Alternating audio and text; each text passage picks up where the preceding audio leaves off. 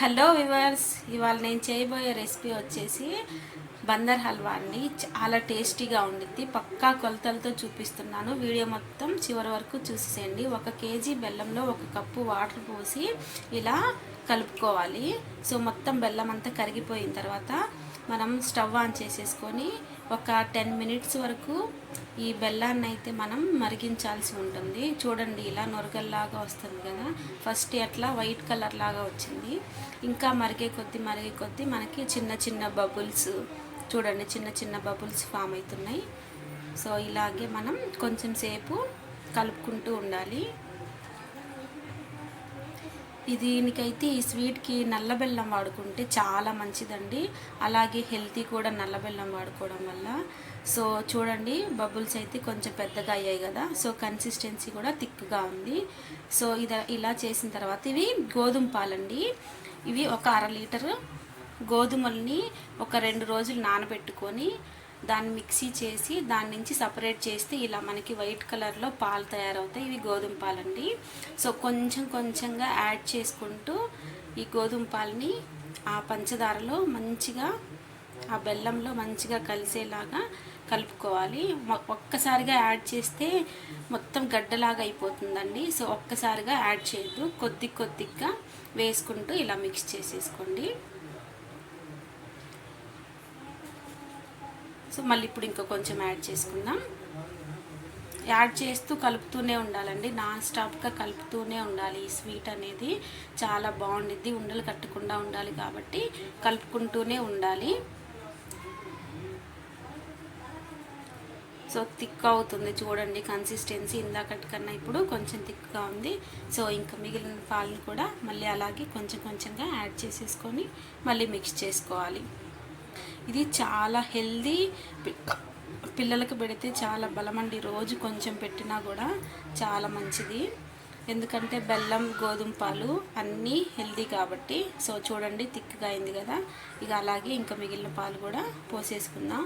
1 KG బెల్లంకి 1/2 KG గోధుమ పాలు, అంటే 1/2 కేజీ గోధుమలు తెచ్చుకొని నానబెట్టుకొని పట్టుకొని తీసిన పాలు కరెక్ట్గా సరిపోతుందండి కొలత అయితే మాత్రం. సో మొత్తం పాలైతే మేము యాడ్ చేసేసాము. చూడండి ఎలా అయింది, థిక్గా అయింది కదా.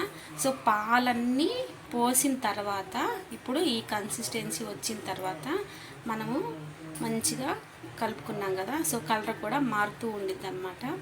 సో ఇక అయిపోయినాయండి. పాలైతే మొత్తం యాడ్ చేసేసాను చూడండి.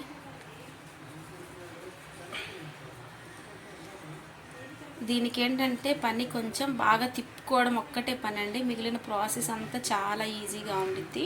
కొంచెం ఏంటంటే దగ్గరే ఉండి కలుపుతూ ఉండాలి. కొంచెం గట్టిగా ఉండిద్ది కలపడం, ఎందుకంటే గోధుమ పిండి ఉడికే కొద్దీ బాగా గట్టిగా అనిపిస్తుంది కొంచెం. కాకపోతే మొత్తం స్వీట్ అంతా రెడీ అయినప్పుడు స్వీట్ మాత్రం చాలా అంటే చాలా సాఫ్ట్గా ఉండిద్ది. తింటే ఇంకా తినాలనిపించేలాగా. చూడండి, పాలు మొత్తం ఇంకిపోయినాయి లోపలికి. ఈ కన్సిస్టెన్సీ అనేది మనకి తయారైపోయింది. సో 1 కేజీకి ఒక 1/2 లీటర్ అయితే నెయ్యి పట్టిద్దండి మనకి. ఎందుకంటే ఈ నెయ్యి అంతా లోపలికి ఉడికి నెయ్యిలో స్వీట్ అనేది బాగా ఉడకాలి. అప్పుడు టేస్ట్ చాలా బాగుండిద్ది. అలానే నెయ్యి మొత్తాన్ని ఒక్కసారిగా యాడ్ చేయొద్దు. చూడండి, ఇప్పుడు కొంచెం యాడ్ చేసే కదా, యాడ్ చేయాలి, మళ్ళీ కలుపుకోవాలి ఒకసారి. అలాగా కొద్దిగా నెయ్యి మొత్తాన్ని యాడ్ చేసుకోవాల్సి ఉంటుంది.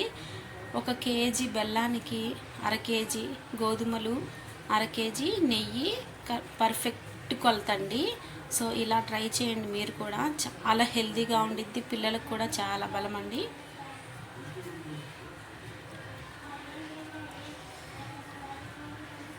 సో కొంచెం గంట ఏంటంటే కొంచెం గట్టిగా ఉండేది పెట్టుకుంటే మనకి తిప్పుకోవడం కొంచెం ఈజీగా ఉండిద్దండి.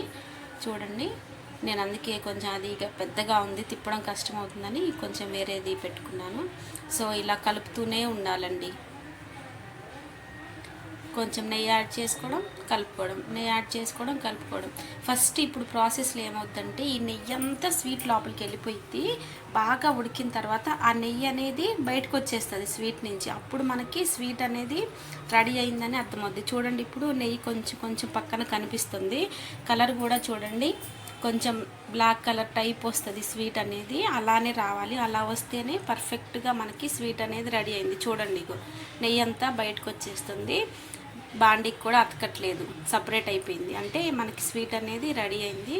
సో మా ఛానల్ ఎవరైనా ఫస్ట్ టైం చూస్తుంటే సబ్స్క్రైబ్ చేసుకోండి. మరిన్ని వీడియోస్ కోసం కమెంట్ చేయండి. మీకు ఎటువంటి రెసిపీ కావాలన్నా కమెంట్ చేయండి, మేమైతే చేస్తాము.